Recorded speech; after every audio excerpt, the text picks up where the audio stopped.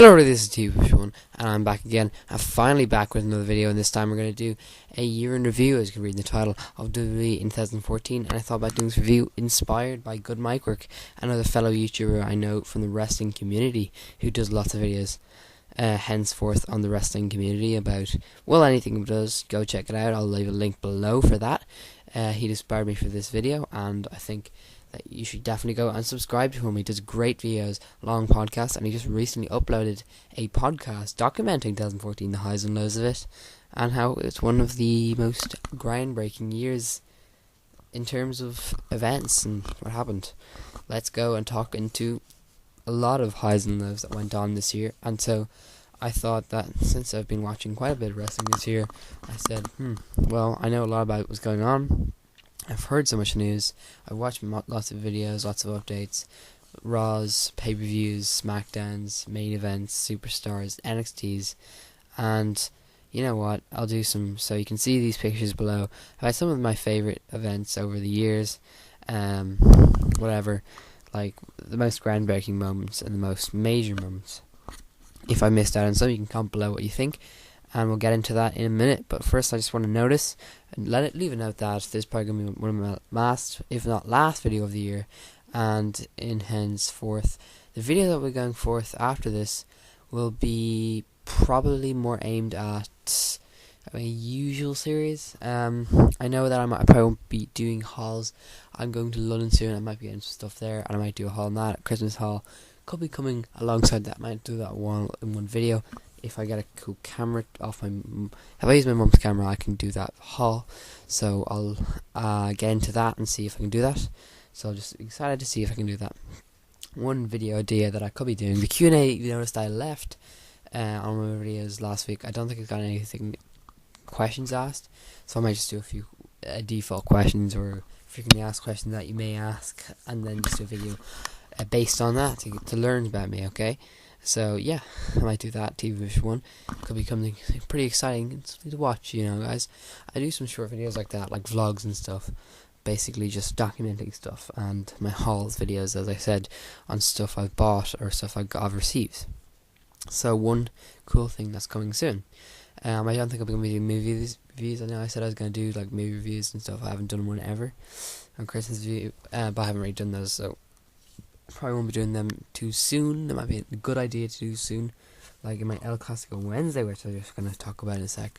El Clasico Wednesday, the classic, just do a classic review of movies, TV shows, old books and stuff like that, things I've seen, maybe an old Doctor Who episode that I've received, because I've got those, and I'm sure those in the hall, but stuff like that. I'm going to do an El Clasico Wednesday, all stuff from 20th century or like something like that. 20th century, around that.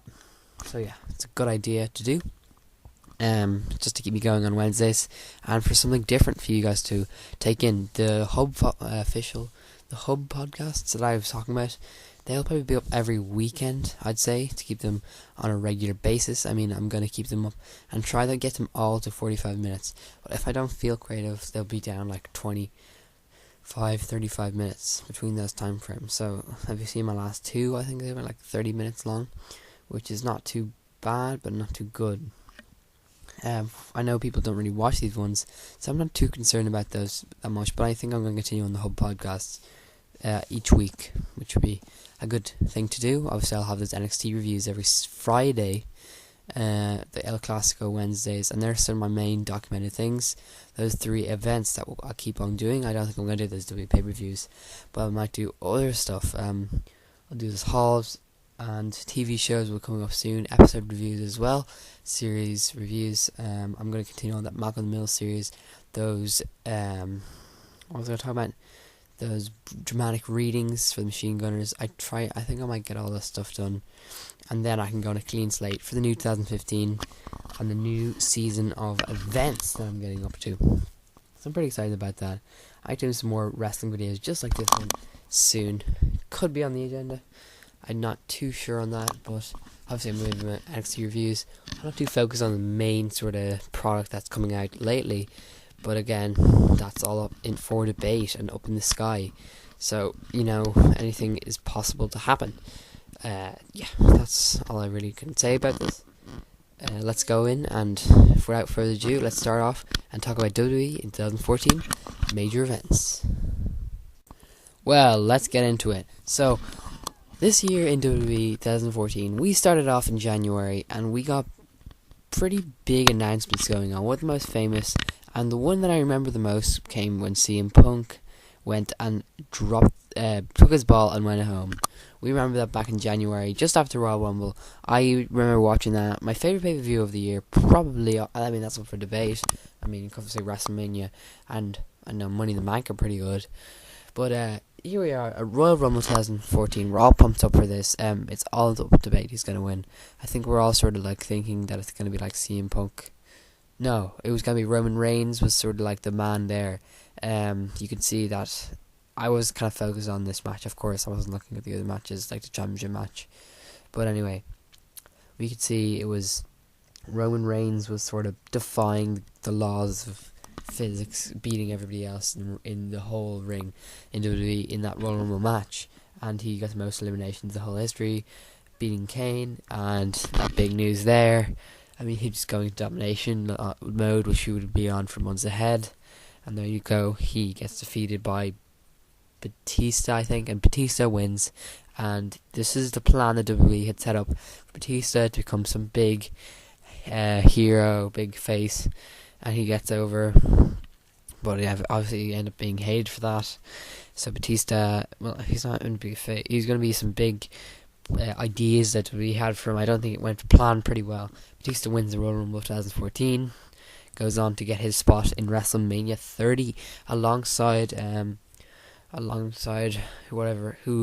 Randy Orton, who is the current champion, defying off John Cena and winning a TLC the previous month.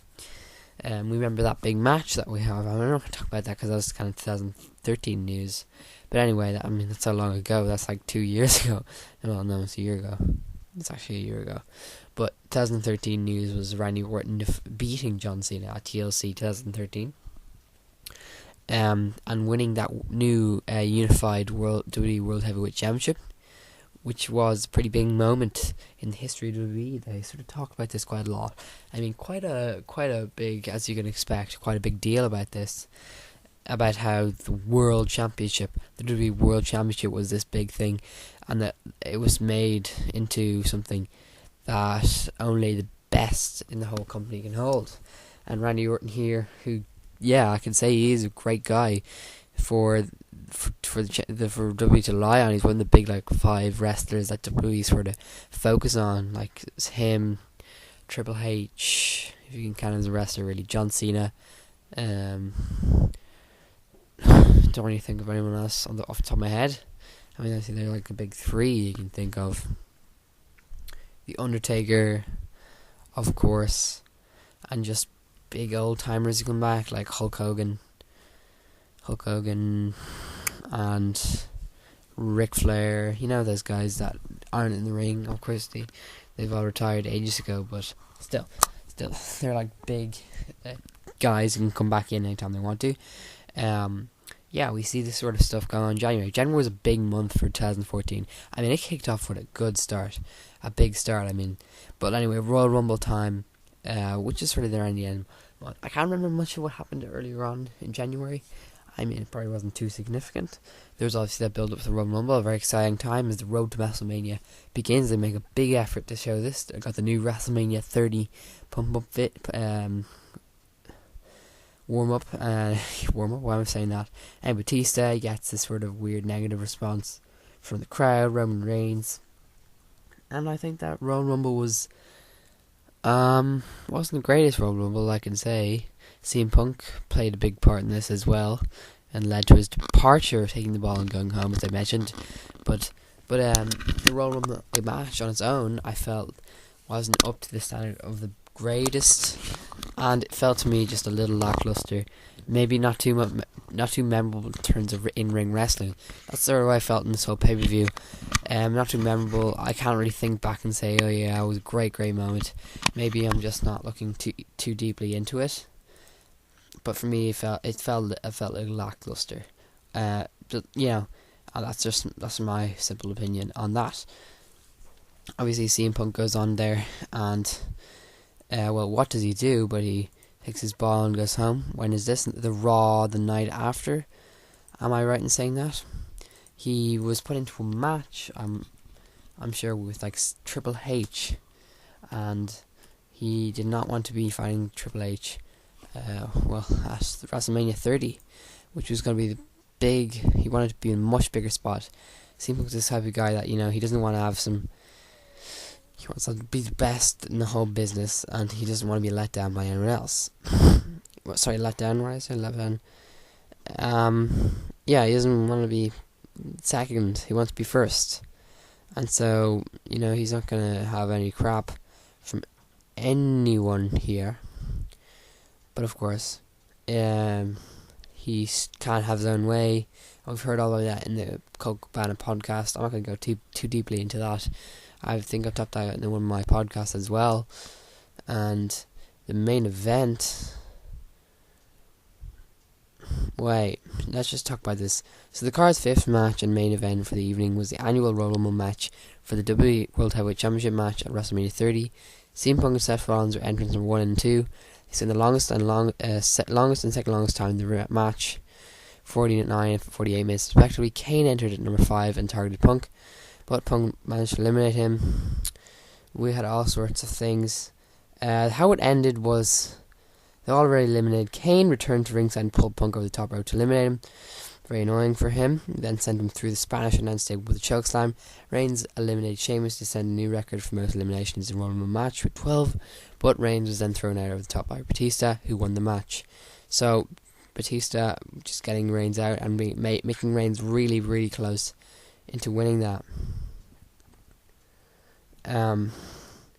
After the Royal Rumble event, CM Punk did not appear and was not mentioned in Raw the next day. Despite being advertised for the SmackDown taping on Tuesday, he also did not appear in front of the live audience. I remember this so clearly, how CM Punk did not show up. By Wednesday, WWE.com stopped advertising Punk for future events. It was reported by the Wrestling Observer that on Monday, Punk had legitimately walked out in WWE when he informed Vince McMahon that he was going home. On February 20th, McMahon indicated to investors that Punk was taking a sabbatical. However, in an interview published in late May, Punk indicated that he had retired. He was questioned, how does it feel to be retired at 35? And replied, it feels good. Punk's WWE contract subsequently and expired in July 2014, this making the Royal Rumble his final on-screen appearance. In November 2014, Punk revealed in the interview that he was actually fired for breaching his contract, which we saw in the podcast. Receiving his notice on the wedding day was AJ Lee. He also revealed that he told Vince McMahon and Triple H about his frustration on Daniel Bryan not being main event in WrestleMania, which did happen when Bryan winning the World Heavyweight Championship. So, of course, Punk was not happy that things weren't going how they should go in the WWE. I mean, that year, WWE had their plans set in ways of Batista versus Randy Orton, which obviously doesn't sound like WrestleMania 30 material, or any WrestleMania in particular material. I mean, you gotta have something bigger than that. You can't have two sort of huge characters taking on each other for the World Heavyweight Championship, and Daniel Bryan was the man, and this was gonna be his year, and we were gonna see a new champion in the eyes of the fans. I mean, the undisputed champion. How amazing will this be? This is like a Chris Jericho moment. We've seen that with Chris Jericho. How unbelievable is it to see this guy? And that would just be amazing. So that was Royal Rumble 2014. We saw the New Age Outlaws defeated Cody Rhodes and Goldust for the Tag Team Championship. This was like the longest time between championships ever. I think that was such a surprising match. The New Age Outlaws actually winning for the Goldust. So they won the Tag Team Championships. I mean, that was a pretty good moment in itself. I remember that one. Bray Wyatt defeated Daniel Bryan, which is, I think, a good match. Brock Lesnar defeated Big Show. Don't remember that at all. It was 2 minutes long. Randy Orton defeated John Cena to maintain his championship. Not too interesting. Batista won by eliminating Roman Reigns, as I referred to, and that was a 55-minute long match. Yeah, nothing else to report to on that pay-per-view. I think I'm going to go through the pay-per-views in order. So Royal Rumble there, very entertaining in terms of moments. There was a few good moments in there. I know I said it wasn't too much, but yeah, it worked its magic on the Royal Rumble feeling and the whole build up to WrestleMania. It was all coming into place, and then we go to the next pay per view, which, in my opinion, very bad. Not very bad idea. I mean, it's the sort of thing pay per view that no one really cares about. One of my least favorite of the year. It's Elimination Chamber. It's the second pay per view, and it's another chance of getting a shot at the World Heavyweight Championship, the World Heavyweight Championship. So it was held in Minneapolis, Minnesota, on February 23rd, 2014. So we're getting into February. In February, what happened? I can really report on. Nothing really. I mean, I can't tell you much. Obviously, CM Punk had left. As one superstar gone, we were still on the road to WrestleMania. And let's look at the match card of this show. If we go into it right now, Cody Rhodes and Goldust defeated Ryback. I remember when that pay-per-view, that tag team was still around. Ryback and Curtis Axel with Larry Hennig. What? I don't get that anyway. Oh my god. Ryback. So as you can see, the second pay-per-view in a row, Goldust and Cody Rhodes, who would now become Stardust, are getting quite a push, and it's amazing to see how that push is still sort of maintaining. They're still getting matches, and of course this tag team is kind of been maintaining strength over this last year. I mean, I remember back in late to mid, it was sort of late around late 2013, and we saw this new tag team before, and Dusty Rhodes sort of brought them there, and they were going to get fired. They had a match, and they were brought back in. They were kept, and so this new tag team was formed: Cody Rhodes and Dustin Rhodes, Goldust, who would now become Stardust. So it would be Goldust and Stardust. Cody Rhodes from Stardust, and this is sort of their early days of competition. They had lost their championship earlier on, and now they had a match against Ryback, who, my opinion on Ryback, which was Ryback and Curtis Axel, Ryback, you know what, Ryback, who had his main event push, I think, this year, was it? Or was it last year? I think it was just off his main event push, and they were trying to fit him into something else. Curtis Axel, who had no personality. Ryback, who couldn't really carry any tag team on his own, and it was such a bad pairing. I thought they just were laughing stock for everyone. It wasn't even a funny team. It was just the fact that it served no purpose. It was a bad pairing, and they had no memorable moves. Nothing that memorized me. You know, if you can't offer any good personality, you gotta at least offer something memorable, and it just wasn't there. Curtis Axel, I think, is a skilled wrestler. I think Ryback isn't very skilled, but I think they could have worked as a skilled, lots of kind of really cool moves together, which I didn't see any of that. But Cody Rhodes and Goldust were a lot more memorable, and I'm glad to see they won that one. And the next one was the Intercontinental Champion, Big E, who at the time was called Big Langston, defeated Jack Swagger with Zeb Coulter. Back when he had Zeb Coulter inside Jack Swagger, he was really annoying. You gotta give it to him. He was annoying, and he served his purpose of being annoying. The New Age Outlaws, Road Dogg and Billy Gunn, defeated the Usos as the champions. So still, you can see they got a little bit of push there. Titus O'Neil defeated Darren Young. He used to be tag team. The Wyatt family, Bray Wyatt, Luke Harper and Eric Rowan, defeated The Shield, Roman Reigns, Seth Rollins and Dean Ambrose. Pretty good. 6-man tag team there. Cameron defeated AJ Lee, who was champion, with Tamina Snuka by disqualification. Did she win the Divas Championship? Oh, by disqualification. So it was sort of cop-out ending there. Oh God. Why was this match even here? You serious? You just want to get the Divas in the show? Tamina Snuka used to be with AJ Lee back then. Didn't care for her, really. Batista defeated Alberto Del Rio. I didn't see this one, so I don't care. Alberto Del Rio obviously is out of the WWE now. He's got his deal on TNA. I'm really happy for him there. Alberto Del Rio is a really talented guy, and I hope he does well over there. let's get back to the point of this video.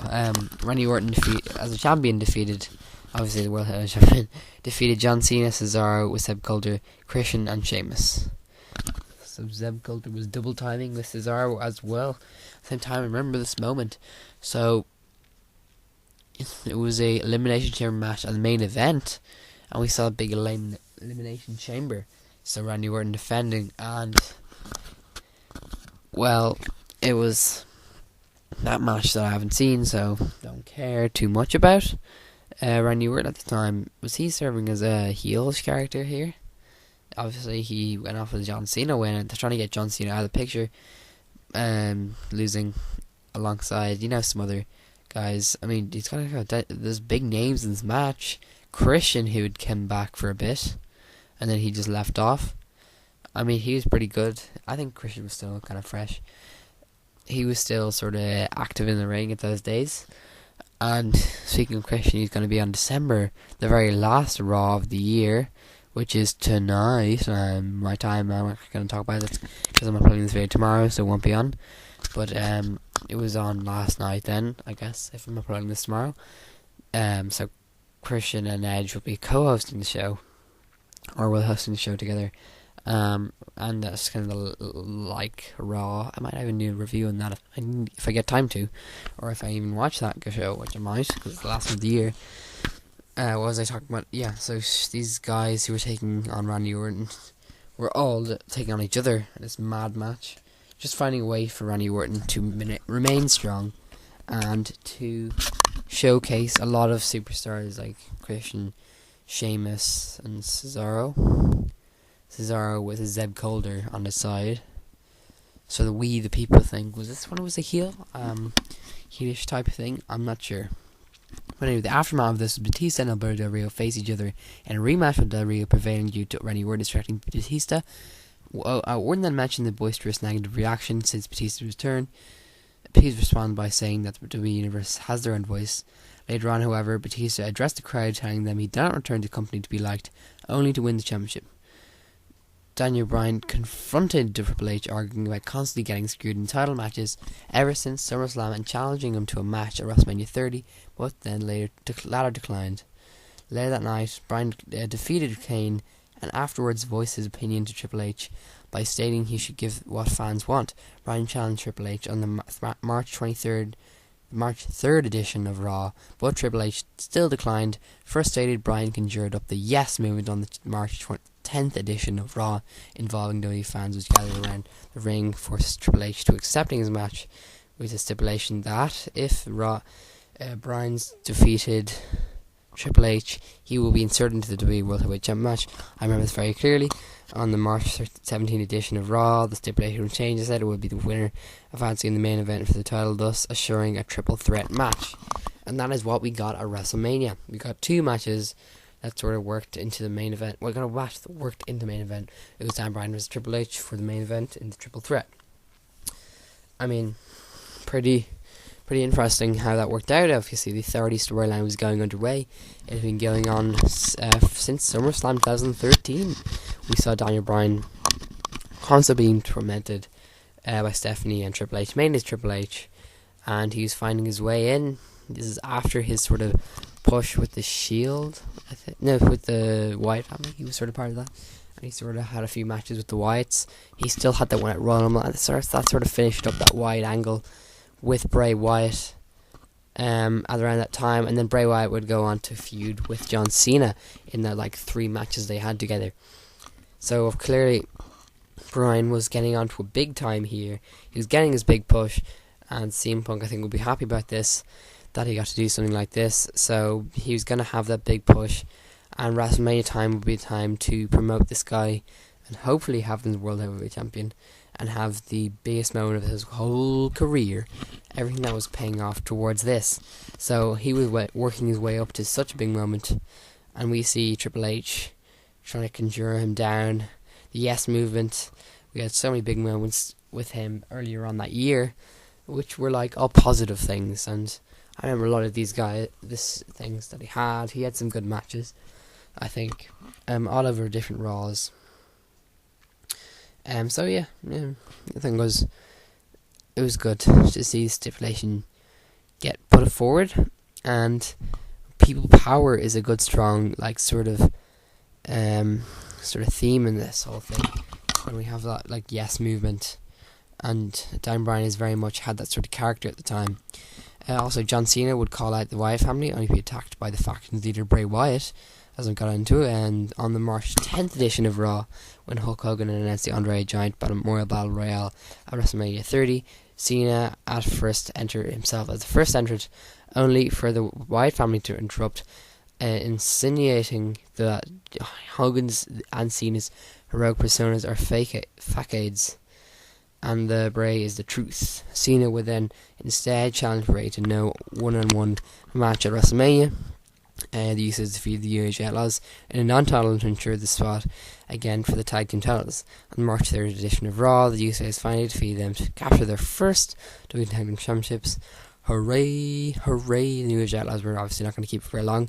Then we saw the Usos go in for one of their few big runs on the top, and they're still having a good push. Every single Raw they've been getting probably matches, and on pay-per-views, a lot of pay-per-views, and the Usos have been staying strong as a team. They've still been getting quite a bit of a response through maybe a few months ago.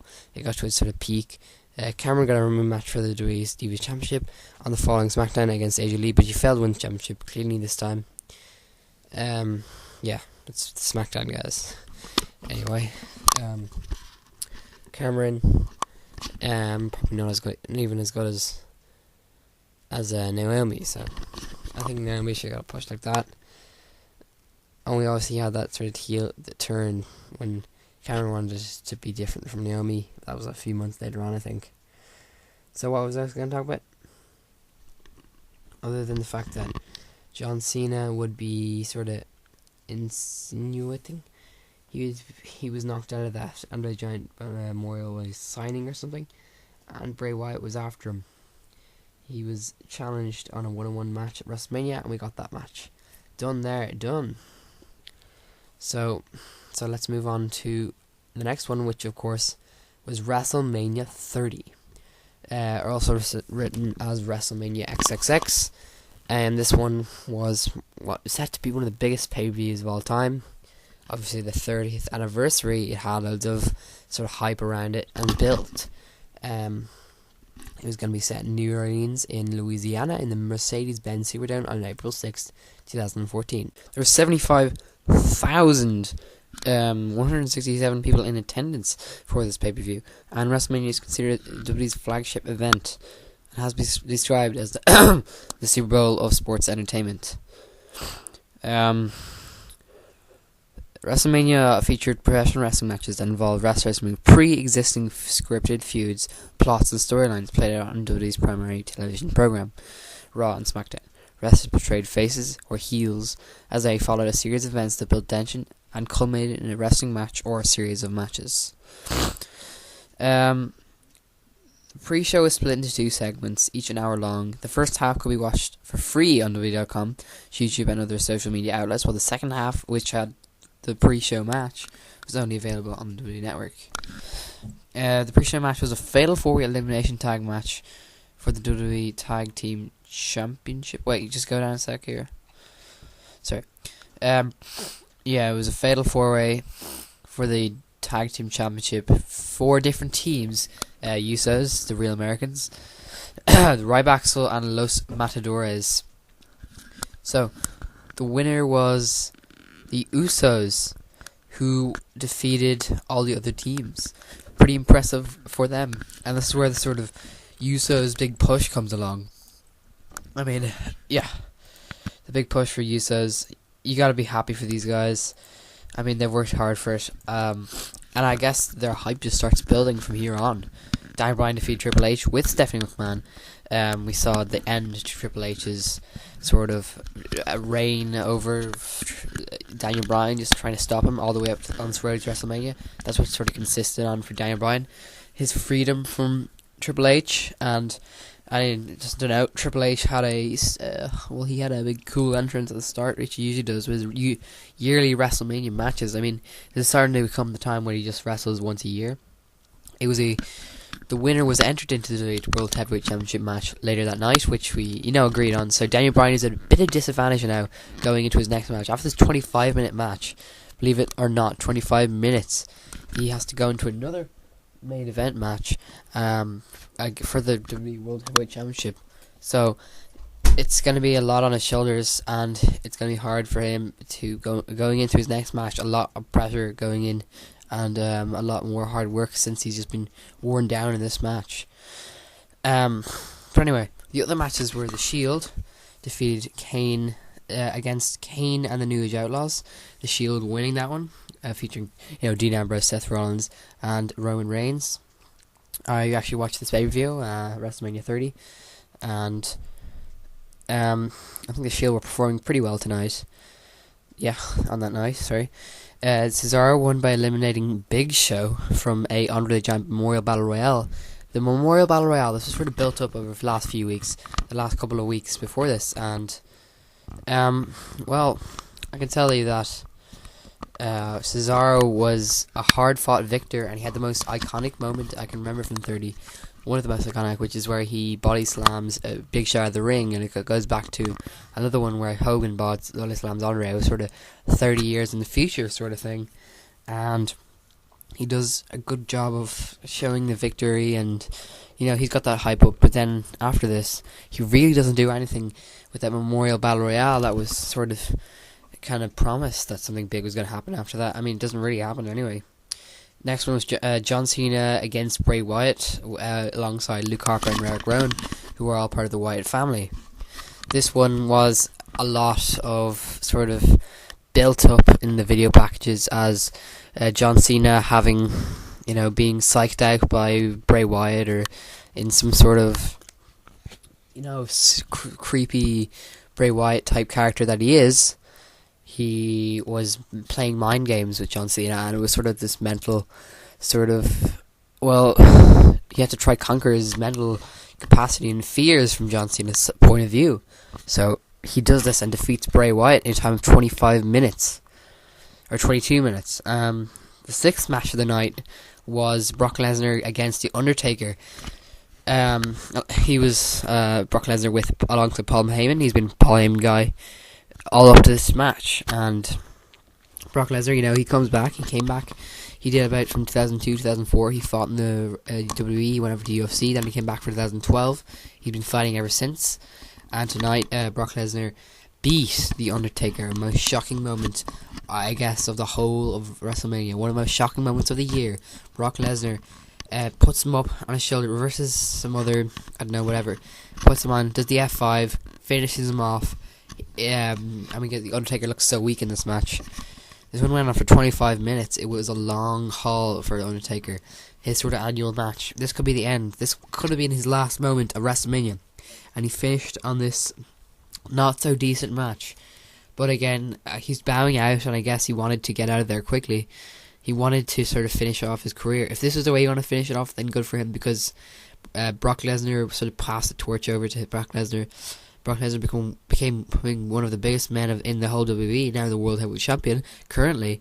So, he's going to be fighting at Royal Rumble, if you don't know. But Brock Lesnar shoulders him up for Undertaker, and we see a new sort of shocking moment, and the Undertaker's legacy, I guess, at WrestleMania is over.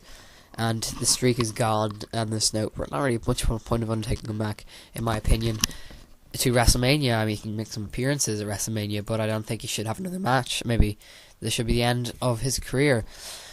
I don't know. Maybe it's sort of hard time comprehending that is this guy who's been such a mainstay at WrestleMania is just gone there. Anyway, the seventh match was AJ Lee against Naomi, and she won by submitting.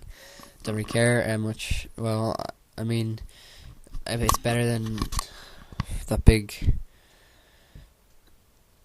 It is sort of a big invitational match with the Divas Championship, ordered by Vicky Guerrero, who I don't know, haven't seen much of lately. It was really annoying. I don't know. It was just a sort of stupid match, AJ Lee defends her title. Yeah, that's all that happens. Really, you can't really like. If you saw this match, you'd probably be happier. I'm sure they all had some good moments, throwing some stuff there for WrestleMania, but it just feels like an ordinary Divas match that's not entertaining at all.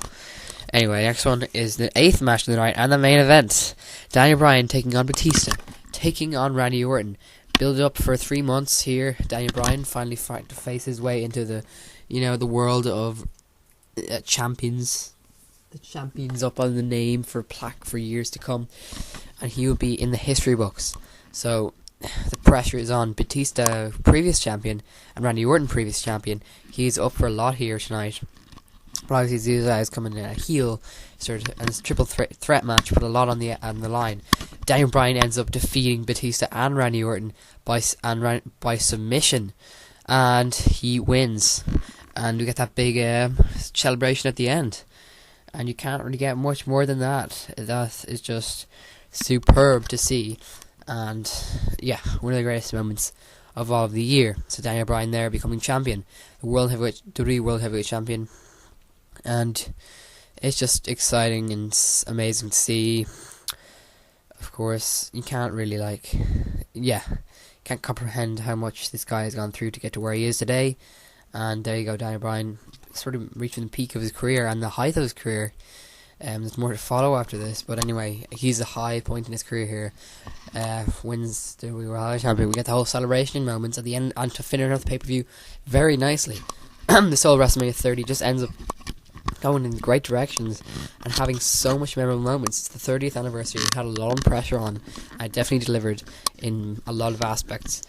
Some matches were not needed. I mean, they could have shortened down some of them and just put in longer matches. I mean, I would have shortened down the streak match. That definitely dragged on for me. Not much else to say. I think Triple H still did pretty well the match alongside Daniel Bryan. And Daniel Bryan, I just get tapped into him fighting for 50 minutes in two hard going matches. You can see how much he was going through in those two. And he just made it, and it's so exciting. Probably a good one to revisit if you want to. WrestleMania 30, yeah. That's all I can say. Well done to people who got that done. WrestleMania. Next, after all that big feuds we had there, we get Extreme Rules 2014. The infamous Extreme Rules 2014. This one, I haven't really seen much Extreme Rules in the past. I think I've seen the last one for a bit of 2013. This one was pretty hard going, and all the wrestlers in it. So I'm gonna just go on and talk about what happened in the show. So on April 14th edition of Raw, a tournament was designed to determine who would face Big E for the WWE Intercontinental Championship at the event. The bracket is as listed. So that's a bit of background towards it. There was an Intercontinental Championship tournament, and the winner ends up being Rob Van Dam, I think, or Badney's Barrett. Sorry, Badney's Barrett. Anyway, fresh off his win at WrestleMania, John Cena continued to feud with Bray Wyatt of the Wyatt family. Cena called Wyatt out for his inability to physically defend himself and his cryptic messages without Luke Harper and Eric Rowan by his side. To make Wyatt prove himself, Cena challenged him to a steel cage match, which Wyatt accepted. On the April 7th edition of Raw, AJ Lee was bragging about having defended her title against 13 other divas at WrestleMania 30 when NXT Women's Champion Paige came out to congratulate AJ on her title defense. AJ then slapped Paige and challenged her to a match for AJ's Divas Championship. The match itself was dominated by AJ until Paige escaped AJ's submission move, the Black Widow, and hit one of her finishing moves, the Page Turner, to win her first WWE Divas Championship. On the April 15th edition of WWE Main Event, AJ's bodyguard Tamina Snuka won a battle royale to become number one contenders to Paige's title, allowing her to wrestle Paige for the championship at Extreme Rules. So this is an example of when WWE Main Event came into good use there for Tamina Snuka to go on against Paige. On the Raw day after WrestleMania 30, Triple H forced Daniel Bryan to defend the WWE World Heavyweight Championship against him after Bryan had won the title at WrestleMania the night before. However, Triple H's former bodyguards, The Shield, turned on him and attacked him, resulting in a no contest. As a result, Triple H reformed Evolution with Batista and Randy Orton, and they attacked The Shield the following week on Raw. Pretty exciting. I remember this Evolution being reformed on the April 18th edition of SmackDown. Triple H announced that Evolution would take on The Shield in a 6-man tag team match at Extreme Rules. However, the Raw before Extreme Rules, the fourth member of Evolution, Ric Flair, came out to give his endorsement to The Shield, acknowledging them as the future of WWE. On the April 21st edition of Raw, Bryan and Brie Bella were getting ready to celebrate their marriage, and Stephanie McMahon came out and announced that Bryan would defend his WWE World Heavyweight Championship against Kane at Extreme Rules. Kane then came out from the audience wearing his mask and attacked Bryan, giving him 3 tombstone pile drivers, the first on the floor, the second on the steel steps, and the third on the announce table, resulting in Bryan being stretchered out of the arena. 1 week later, during Bella's match with Paige, Kane came through a hole from underneath the ring and attempted to pull Bella down to hell with him before she got away. On the Raw after WrestleMania 30, Cesaro announced that he would no longer be managed by Reb Coulter and instead be a Paul Heyman guy, bringing an end to the team of the Real Americans. This started a rivalry between Heyman and Coulter, and by extension between Cesaro and Jack Swagger, as both men were entered into the Intercontinental Championship tournament. Prior to Cesaro's semi-final match against Rob Van Dam, badmouthed Heyman and advised Cesaro to stay away from him. Van Dam would go on to beat Cesaro via countout and interference from Swagger and Coulter. The following week on the April 28th edition of Raw, Coulter approached Rob Van Dam and suggested that he and Swagger team up to take on a common enemy in Heyman, but Van Dam declined. Van Dam lost the tournament final to Bad News Barrett after interference from Cesaro. So Swagger then appeared, attacked Cesaro, and attempted to attack Van Dam before being fought off. This set up a triple threat match between Cesaro, Swagger, and Van Dam at Extreme Rules. This is when Van Dam came back a few weeks before this. Alexander Rusev made his main roster debut on April 7th and scored victories over various superstars, including R-Truth and Xavier Woods. He also attacked both competitors after their respective matches. This set up a 2-on-1 handicap match with Rusev against Triple R-Truth and Woods at the pay-per-view. Set up for the pre-show is El Torito squaring off against Hornswoggle in the first ever WeLC match, which is a mini TLC match involving mini chairs, tables, and ladders. On May 2nd edition of SmackDown, Hornswoggle and El Torito would sign the contract to their match. So, let's go in and talk about the matches. The first one was El Torito with Fernando Mondego taking on Hornswoggle in that WeLC match. El Torito won, defeating Hornswoggle, who's sort of heel in this one, who was alongside Drew McIntyre, Jinder Mahal, and Heath Slater. Oh my god, we haven't seen those guys in ages, have we? I mean, the last time we saw Drew McIntyre or Heath Slater this is like the final time we see them on pay-per-view in such a long time. Cesaro defeated Bob Van Dam and Jack Swagger in the second match of the night. Cesaro still getting this big push since WrestleMania time when they won that tournament, the Andre the Giant Memorial Battle Royale. The third match was Alexander Rusev against R-Truth and Xavier Woods. Alexander Rusev won by submission in this handicap match and would begin his reign of destruction and terror on the main roster on Raw and SmackDown and the main event, the 3 shows. But yeah, I was going to say, yeah, so Alexander Rusev in control of his career from now on. He won in 2 minutes and 53, which was very impressive. Bad News Barrett defeated Big E Langston, the champion, the Intercontinental champion, and Bad News Barrett becomes the Intercontinental champion after winning that tournament earlier on in a few Raws ago or something. So Bad News Barrett, this new character that got very popular very fast, is out and about. Bad News, the Shield took on Evolution and won, defeating Triple H, Randy Orton, and Batista. So the Shield are still getting quite pushed a lot and still having a reign of dominance really over WWE. John Cena took on Bray Wyatt and in a steel cage match, which is sort of what a lot of Extreme Rules was hyped about alongside another main event, which we'll get to in a minute. But Bray Wyatt defeats John Cena by escaping the cage, and it's sort of 1-1 now in their feud that is going on at the moment. At this time, Paige defeated Tamina Snuka as a champion by submission, and sort of, I mean, I don't really like her character when she was here doing this, and still I'm not that hyped about Paige at all. I mean, she sort of started off the championship with a lot of people excited about what she would do, but she was sort of let down here when you see her. I mean, she's a great character and all, but maybe some matches were just not great, and this feud that would develop is not very good. In the 8th and final match of the night, in the main event, Daniel Bryan defeats Kane as the World Heavyweight Champion, fresh off all the wins he's gotten over the past few Raws and his WrestleMania win. Daniel Bryan here, just so happy for him. It's Extreme Rules match, and just to top off the night for you guys, Kane, the Monster Kane, who's back here. There was a lot of just a big sort of fear around him. On the May 12th edition of Raw, Daniel Bryan announced that he would undergo neck surgery right after this Extreme Rules pay-per-view, and would be absent from WWE for an unspecified amount of time.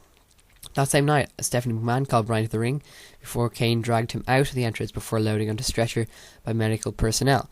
On May 15th, Bryan underwent successful neck surgery with a cervical foraminality to decompress the nerve root having been performed. On the May 19th edition of Raw, Stephanie McMahon gave Bryan an ultimatum to surrender the WWE World Heavyweight Championship the following week on Raw. Bryan replied next week on Raw that he wouldn't surrender it. McMahon then retaliated, saying that she would still give until Payback to surrender the title. If he didn't surrender, his wife Brie Bella would be fired. At Payback, Brie would let Bryan keep the championship by quitting WWE, and finally finalised it by slapping McMahon across the face. Oh, across the face. So, yeah, that's sort of going into Payback. Wait, sorry, what am I doing here? Yeah. Next pay-per-view would be Payback 2014, which is the first of its kind. Sponsored by Mountain Dew Kickstart, and from Rosemont, Illinois. El Torito defeated Hornswoggle in a mask versus hair match. Sheamus defeated Cesaro as champion, United States champion. Sheamus won a few weeks ago. Cesaro still alongside Paul Heyman here as the heel guy, and Sheamus is his nice face, and I hadn't seen him in a while either. Ryback defeated Cody Rhodes and Goldust. Rusev defeated Big E by submission to go on this reign of dominance. I mean, Big E, a guy who we've seen be quite dominant, has now been put down by Rusev. Bo Dallas defeated Kofi Kingston, ending in a no contest. Oh, sorry, they ended in a no contest between those two. Bannies Barrett defeated Rob Van Dam as champion. John Cena defeated Bray Wyatt to go 2-1 up on the last man standing match. Paige defeated Alicia Fox by submission as champion. The Shield then defeated Evolution once again in this main event. I think that was the main event, is it? And sort of ends in that no holds barred elimination match. The Shield reign their dominance. There you go. They're still at a height in their career as a tag team. The next pay-per-view is Money in the Bank 2014. I sort of like this pay-per-view quite a bit.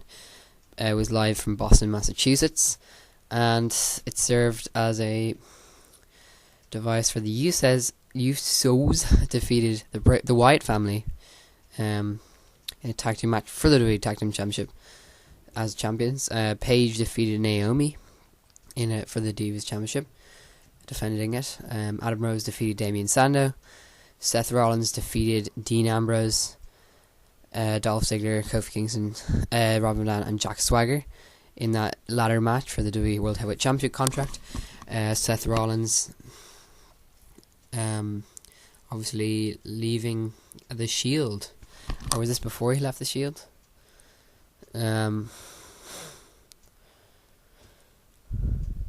Yeah, so Seth Rollins, I think, just as he's turning heel, he captures that championship. He still has now.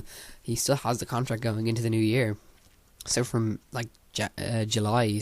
June. I think he still has it. Golden Stardust defeated Ryback.